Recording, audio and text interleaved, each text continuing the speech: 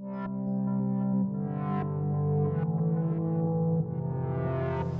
guys, my name is Amy Mckendrick and I'm your nutrition coach. I'm really excited today because I get to take you through an important lesson on looking at portion sizes of your meals, because now you're fully aware that it's not important to focus on counting calories or weighing food out. It's more important to look at the nourishment that your body gets from the food that you're eating, so that your body thrives, so it has boundless energy, have a strong immune system, good skin, sleeping well at night, having a strong, lean, healthy body, but most importantly, looking at preventing disease long term, because obviously all these lifestyle related diseases that we're facing at the moment is on the increase, and it's pretty scary. So heart disease, diabetes, cancer and obesity is rife now. So it's really looking about the quality of the food that you're eating. So I'm going to take you through your portion sizes, and I'm going to start with breakfast and go up to dinner. Okay, so we're going to start with breakfast. Now if you're looking at a plate, so this is a plate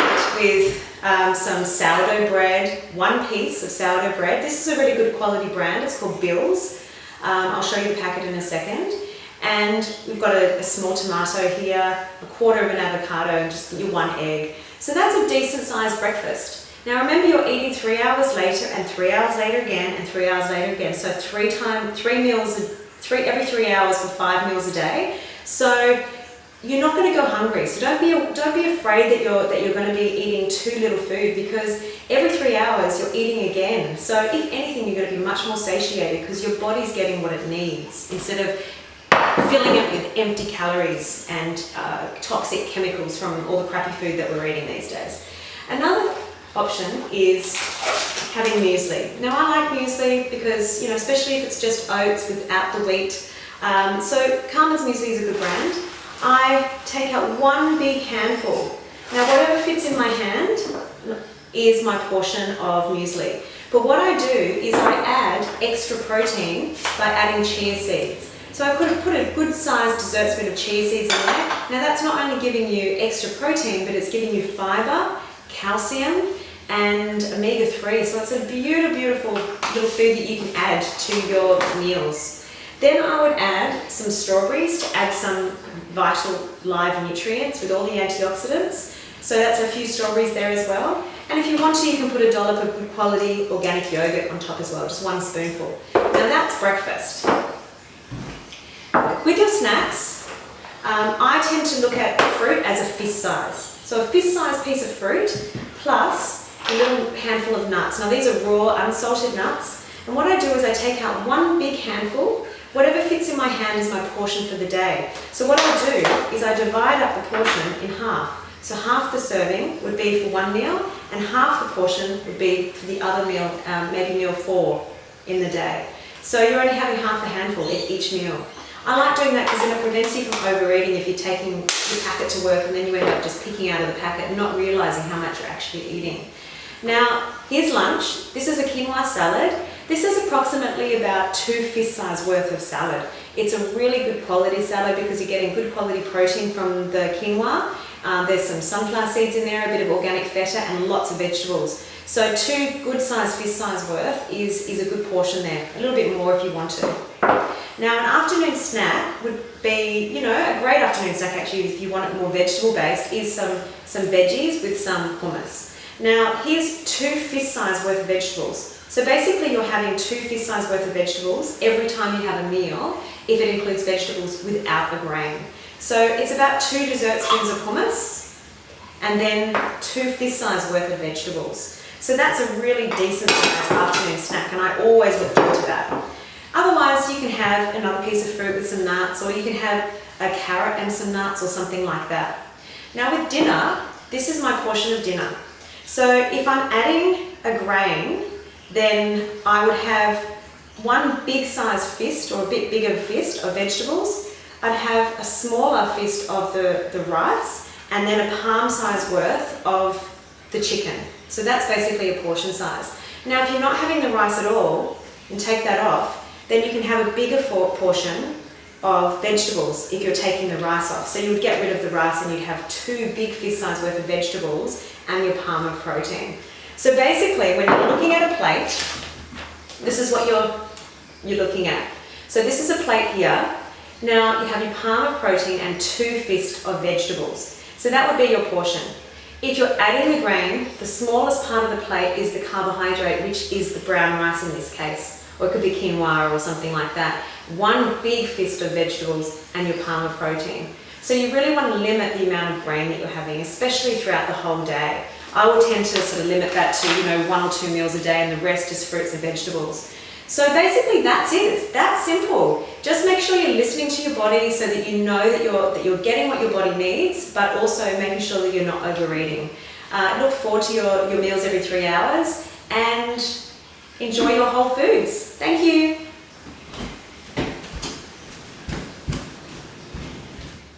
Okay, so the first question is dairy bad for you? Look, this one's a really controversial question. I think that everybody has a different opinion and everybody is different in their constitution. So some people can tolerate dairy and some people can't. But in my opinion, I think it's good to minimize dairy. I don't think we have enough of the enzyme lactase to digest dairy properly. And unfortunately, a lot of dairy in Australia is highly processed. So there's a lot of skimmed products and light products and products that have been highly processed. And what happens is that once all the integrity of the raw state has been removed, i.e. The fat and so on, a lot of the fat soluble vitamins and all the nutrients are removed through that process. So if you're going to have dairy, you want to have it in its wholest form. So have whole milk and preferably have organic if possible. Minimize dairy, so you don't have to have dairy all the time. Maybe you could mix things up like I do and have a little bit of almond milk sometimes. I use the activated, I think it's called Nutty Bruce activated almond milk. I use coconut water. I use brown rice milk a little bit as well. And if I'm having yogurt, I don't always have cow's milk yogurt. I have coconut yogurt so that I can minimize the amount of dairy that I have in my diet. I also use goat's products a lot, so I use goat's cheese and goat's feta, sheep's feta. So I mix things up so I'm not always having cow's milk, but I do minimize how much I have as well. But if you are going to have dairy, have it in its wholest form so you get all the fat soluble vitamins and all the nutrients, it's so that it's much easier to digest.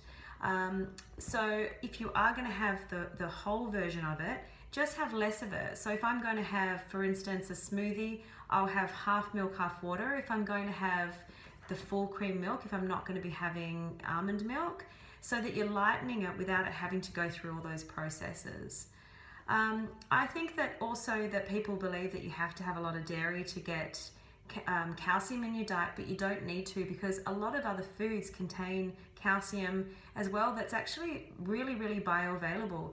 So for instance, in your green leafy vegetables, you get a lot of calcium, and it's actually probably I think it's twice as available as the calcium in dairy. So it's actually really, really fine to have your plant-based products for dairy. Things like tahini and hummus, which has tahini in it, nuts and seeds. There's lots of things that have lots of calcium in it anyway, so you don't need to be having dairy. That's my opinion. The next question is, bread and grains good for you? Now, this is another controversial question, and I believe that grains definitely should be minimized. They are really hard to digest.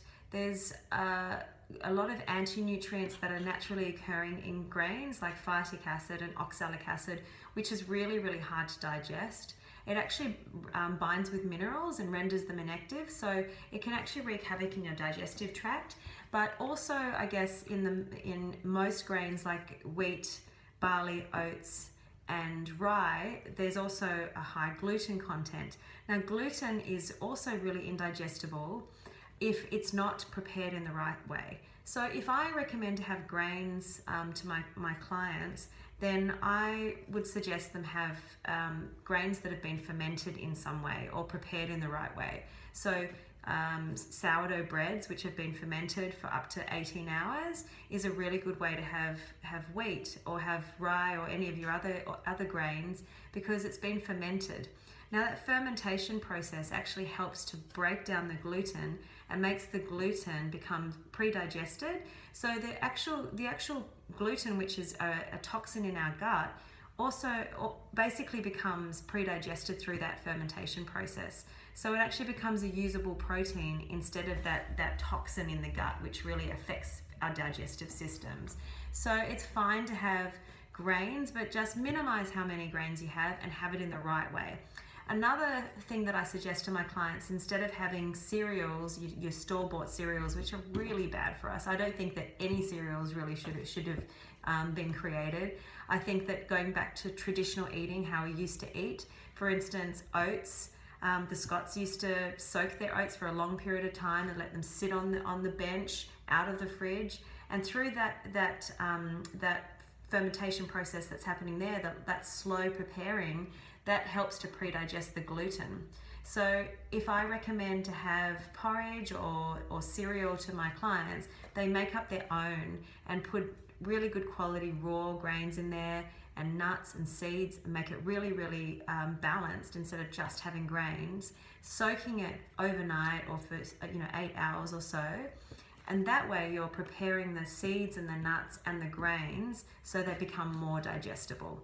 So that's kind of what I would suggest in terms of grains, preparing them in the right way. Sprouting grains are also really good for us because it also helps to release those anti-nutrients and make them more nutritious, but it makes them more digestible, which means that you're going to absorb more of the nutrients of them. So grains aren't bad, but just minimize how many grains you have and just make sure that it's the smallest part of the plate. Instead of having your whole plate full of rice, have a little bit of brown rice and have the biggest part of the plate being the vegetables so that you're getting more nutrients. So the next question that Liam has asked is whether sugar, you can consume small amounts of sugar, and if we're going to have sugar, which are the best ones to be consuming? I believe that if you're going to have sugar, you just want to have it in its most natural state, really unprocessed sugar. So fruit is a really great way to have sugar because it's a whole food. It contains all the live nutrients, it contains water, it contains fiber. So fruit is the best way to have sugar, instead of juicing it into, making it into a juice. Because what happens when you juice fruit, you're removing all that fiber, which means the glycemic index is higher. You also have to use a lot more of the fruit. So instead of just eating a piece of, one piece of fruit like an apple or an orange, where you're getting all that fiber and you're getting less sugar, if you're having a juice, you're having to put about 6 oranges in there. So you're getting the sugar of the contents of 6 oranges instead of just having that one piece of fruit with all that fiber, which makes it lower glycemic. So having the juice on its own basically means that you're just getting pure sugar. So fruit is the best way to have sugar, I guess, but just still minimizing how much fruit you have.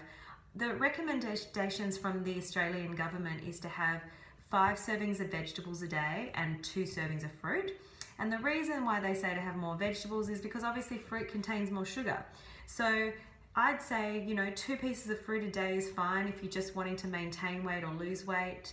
But if you're a really highly active person, then you can have more fruit because you're obviously burning off a lot more. But what you want to do is balance all the sugars that you have with protein and fat, because what that will do is it will help to lower the glycemic index of that food, which means that your blood sugar levels are not going to fluctuate as much and it's going to be more sustaining. So you're going to have more sustaining energy throughout the day. I think the only other sugars that they're okay to have that aren't so highly processed is like pure maple syrup. But having those kind of sugars in a very small quantity. Brown rice syrup is okay as well to have in small amounts. Raw honey, like really good quality raw honey. None of the commercial honeys in the supermarket, because a lot of the time they're mixed with other sugars and they're diluted. They're not pure. Whereas if you're going for the raw honey, you're getting live enzymes in there as well, which is also really good for us and our immune systems. Antibacterial properties and so on. So, but just minimize how much sugar you have. Don't snack on dried fruits because you're getting a lot of sugar in that. have real fresh fruit, and like I said, combine it with protein and fat. So having like a piece of fruit with some nuts would be a great snack, because you're going to get a lot more energy out of that and a lot more nutrients, because you're adding extra nutrients from the nuts and seeds. I would suggest always reading food labels when it comes to buying products, and whenever you're looking at the food label, the list of the ingredients is always listed from the highest quantity down to the lowest. So if sugar's high up the list, then it's gonna be high in sugar. It means that the product is high in sugar. So don't necessarily just look at the nutritional panel to see how much sugar is in it. Look at the ingredients list. So if I buy a product, usually I buy something that doesn't have sugar added at all. So for instance, if I buy a paleo bar, then the sugar comes from the dates that's in there. There's no actual extra added sugar. It's just dates as the sugar. Then it's balanced with nuts and seeds, but it's all whole food based. So it's all about just making sure that you're choosing the most natural products that you can, and minimizing sugar, but have the sugar in its wholest form. I hope that helps. So as I said at the start, I find a lot of people are really confused around nutrition. So I find that when my clients come to me, they come really confused because they've done every diet under the sun. They've yo-yoed, they've gained weight, they've lost weight, they've gained some muscle, and then they've had a baby, and then they've gained all this weight, and then they lose weight again, and there's all this yo-yoing that goes on. And what happens is that they come to me really confused, and they really want to lose this weight, this baby weight, or they come and they want to get lean for some particular reason. But then they're focused on the wrong thing, and this is what I try and get my clients to really focus on, is to focus on health. And what happens is when you're focusing on health, then everything changes, because all you're looking at is the quality of the food that you're eating and the balance of the food that you're eating to get the best results possible. Because the byproduct of being healthy, having a healthy, vibrant body in balance, is that you're naturally going to be leaner. So all these diets that are around at the moment, the paleo diet, the Atkins diet, the detox diet, there's all these different diets around. I find that they still confuse people. That I think you've just got to learn to listen to your body. You've got to work out what's right for your body, but focus on making sure that your meals are balanced and that the quality of the food is good. Then what will happen is that your body you'll be satiated, you'll have more consistent energy throughout the day, and you won't end up overeating, because your brain has registered that you've gotten the nutrients that it needs, and then you're not hungry anymore. So it's about making sure that you're having really good quality food throughout the day, but having the right balance. And I find that that's the most confusing thing. Like, what do you eat? So what I tend to make sure that everybody does is that they have a meal every 3 hours or so. So if you're eating regularly throughout the day, it means that your blood sugar levels will be more stabilized. It means that your energy will be more consistent, but you're less likely to overeat because you'll be more satiated throughout the day. So if you're just focused on eating every 3 hours, but making sure that your meal is small enough so that you feel hungry to eat every 3 hours, and making sure that the meal's balanced so that you're satiated. Now, the way that you can have a more satiated meal is to make sure that you're having all the macronutrients in that meal. So you want to add protein to every meal. That can be plant-based proteins or animal proteins, but you want to have a good combination of both, so you're not just eating too much animal protein. You want to make sure that you're adding good fats to every meal. So that can come from things like avocado and nuts and seeds and extra virgin olive oil, but always adding some kind of good fat. Then to make sure that you're adding a good quality carbohydrate. Now remember, fruits and vegetables are carbs. So if you're adding fruit and vegetables to your meal, you're getting carbohydrates. So you don't necessarily need to be adding grains. You can just have a bigger portion of vegetables if you're not adding the grain to it. So every meal has to have that component, the protein, the carb, and the fat. And then just making sure if you're adding the grain or you're adding some kind of carbohydrate, that it is the smallest part of the plate. unless you're wanting to bulk up or you're wanting to put on weight, then obviously you can have bigger portions. But if you're wanting to lose weight or you're wanting to get a little bit leaner or lose some body fat, then just minimize those foods. I hope that makes sense. So another big question is what supplements to be taking. I know that there's a lot of bodybuilders out there and people that train, in the gym that think they need to be taking all of those processed bodybuilding supplements to get the results that they want. But really, if you think about it, 100 years ago, those supplements weren't around and people were lean and strong without having to use those things. Now, though, a lot of the supplements that you buy in these bodybuilding supply shops and the health food shops and chemists and so on contain really, really highly processed food products, chemicals. They contain synthetic ingredients, but a lot of the protein itself is really highly processed as well. Now, all the ingredients in there is processed. There's artificial sweeteners in there, there's flavors and all sorts of stuff that our body just cannot process and break down. So what I believe is that you can really get all the protein and all the nourishment from your food to give you what your body needs in order to build lean muscle and to grow and to get strong. But it's just about making sure that you're having adequate food throughout the day to make sure you're getting that protein that you'd be getting from the protein powder if you're not having it. So it does mean that you have to be really organized with your meals. You have to do a lot of food prep. But if you are going to be taking a supplement of any kind, you just want to make sure that it's a whole food-based protein powder or a whole food-based supplement. I don't believe in taking synthetic vitamins and minerals. I think that if there's deficiencies, then you should see a doctor or see a practitioner, a health practitioner or a naturopath. They can help you to get rid of those deficiencies or to help to eliminate those deficiencies. But I do believe that if you're healthy and you're eating food in the right balance and you're having a large quantity of fruits and vegetables, then you shouldn't really have deficiencies in the first place. So take whole food based supplements. So for instance, if you're going to take a vitamin and mineral supplement, have something that's made from real food. So the supplement that I recommend is called Juice Plus. Juice Plus is just fruits and vegetables in a capsule. Now, the amazing thing about Juice Plus is that it's been researched very heavily, independently, and it's been proven to work in the human body. Now, I think there's over like 35 peer-reviewed studies to show that it actually works in the human body. And that research is very, very vital because you want to make sure that what you're putting in your body is not only harming you, that it's actually doing something in your blood.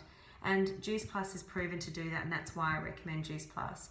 I also recommend, probiotics, or you can take fish oil supplements, but they're basically made from real food, and they're made from like real organisms, and that's kind of what I tend to steer towards. If you're going to take a protein supplement, again, take something that's whole food based. So you could use like pea protein, or you can use brown rice protein, or grass-fed whey protein, but try and stay away from all those commercial products that have got all those extra additives in there that are chemically derived. It puts a lot of stress on the kidneys. It puts a lot of stress on the stomach in order to digest the food properly. We don't produce enough enzymes to digest the amount of protein that people are eating. So try and have it, again, from real food. Have small quantities regularly throughout the day instead of large quantities in one sitting. That's my recommendations in terms of supplementation. Look, there's so much more I could talk about when it comes to nutrition, but I hope that I've kind of helped you to understand that it's so much more simple than you realize. It does take prep work, it does take organization. You do have to make it a priority. It has to be a priority in your life in order to achieve what you want to achieve, and that's to have an optimally healthy body, to have energy, to have good sleep, to have good skin, to have longevity and live a long, healthy life. It takes commitment, it takes a lot of work, but it's worth it because your body, you only have one body, you only have one life, and it should be your priority. It really should. And I hope that in some way I have inspired you to make some wonderful changes in your life. Don't feel like you have to do it all at once. Really, I guess the best thing to do is to make small changes every day. So if you feel like, you don't drink enough water, maybe you should just focus on water for the first few days to start drinking more water so that you're more hydrated. It might be that you need to increase your fruit and vegetables. So think about ways that you can incorporate more fruit and vegetables into your life. By just every time you eat a meal, think about a fruit or vegetable that you can add into that meal. Don't think about having to throw away everything in your fridge and your pantry. Maybe the best thing to do is to gradually start introducing new products, and eventually it will crowd out the bad stuff. So, hopefully in the end, your fridge and your pantry is just full of food that's nourishing, and you don't have anything that's tempting to eat in the house. Occasionally have something if you feel like something a little bit naughty or a little bit taboo. That's fine. It's life. It's normal to have those moments of indulgences, but just make sure that the majority of the time, I say the 80-20 rule or the 90-10 rule, depending on your result, your goals. Focus on eating really good food, and then 10% of the time, on the weekends, you can have some moments where you want to indulge a little bit. Enjoy the process. Enjoy nourishing yourself. Enjoy looking after yourself and feeling amazing. I hope I've helped, and good luck with your health journey. I'm really, really excited today because I get to cook for you, something I really, really love to do. I've chosen today a really delicious salad of mine that I created that has all the beautiful ingredients that I love. And it's a very versatile salad because you can use it with a protein such as some steak or chicken or some piece of fish, or you can just have it plain as a salad. Now it's actually a quinoa salad. Now I love quinoa because quinoa is a beautiful gluten-free ancient Peruvian grain that is low glycemic, but it's full of nutrients, and it actually has all the amino acids, the essential amino acids that you need as a vegetarian protein. So it's a very good vegetarian protein. I've also used some parsley and some shallots and some sweet potato, which I love. It's full of beta carotene, asparagus, some capsicum, which is full of lycopene, so all of these are really high in antioxidants. Rocket, which I love for just that little bit of a bite, that bitterness, but it's full of folic acid, and so on. So what I'm also using in the dressing is a little bit of honey, sweet paprika, of course lemon juice, and I only ever use Himalayan rock salt, which is full of electrolytes as well. Now, to start the process, you turn the oven on to about 180 degrees. You chop up the sweet potato into cubes, and you put it in the oven with a little bit of olive oil and salt, as I have done here. This is pre-cooked, so this is about one whole sweet potato. While that's cooking, you also want to toast up some sunflower seeds. Now with the sunflower seeds, you only use about maybe 40 to 50 grams of sunflower seeds, and you only toast it a little bit, just so it's a little bit golden. Now while they're cooking, you want to put the quinoa on. Now with the quinoa, you use about 150 grams of quinoa, and then about 500 mils of water. So it's 1 cup of quinoa and 2 cups of water. So what you do is you basically put it onto the stove at a medium to high temperature and get it to a boil. And then once it's boiling, you just turn it down to a simmer and put the lid back on, and you let it simmer until all the liquid's absorbed. Or you can strain it off if you feel like there was a little bit too much liquid, but it should absorb. And then you take that off the heat and let that cool down. Now, once all those elements are being prepared, you chop up all the other elements. So you chop up the capsicum into little cubes, you use you chop up the shallots. This is 4 shallots that I've used. And then you prepare the asparagus. Now I've used 2 bunches of asparagus, and they're in 4 centimetre little lengths. And then what I do is I basically turn the frying pan on. I put a tiny little bit of extra virgin olive oil. Now I use an Australian extra virgin olive oil because it's a really good quality, unrefined. Some of the oils in Italy and Spain are called extra virgin, but they're not necessarily extra virgin. They are sometimes mixed with refined oil. So I love extra virgin olive oil from Australia. So then I just cook up the asparagus in here. You let it just char grill a little bit. Now you want it to be sort of tender but still crunchy, a little bit crispy. Okay, so make it sort of that in between and just char grill it a little bit. Then you put that aside and let that cool as well. So once all those elements are done and prepared, you prepare the dressing. Now I use about 3 tablespoons of extra virgin olive oil. Then I use about 1 lemon, so it's maybe about 4 tablespoons of lemon juice.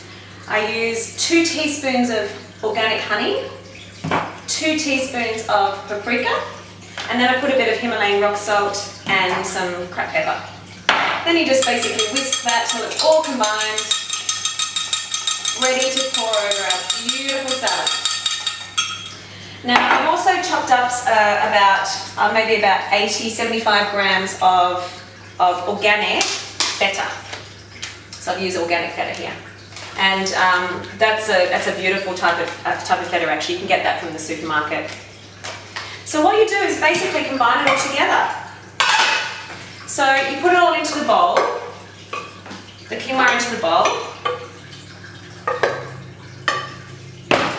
Then you get out your sweet potato and you combine the sweet potato.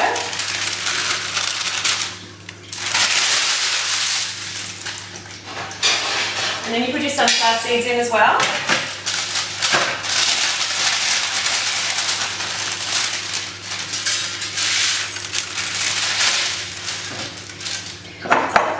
So then I would just put a bit of the feta cheese in, the capsicum, and the asparagus.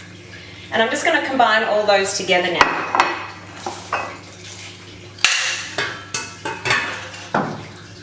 So just mix all those together so it's all combined really well.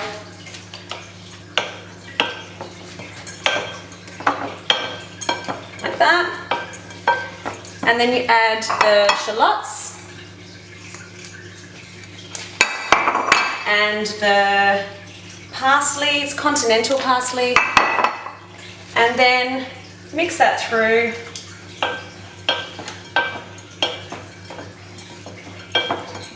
Mix that all the way through. You can add as much continental parsley as you want. You can add the whole bunch if you want. And then I add rocket. There's about 100 grams of rocket. You mix that all through. And then you pour your dressing over it. And then you mix that till it's combined. And this salad has all the nutritional value that you need.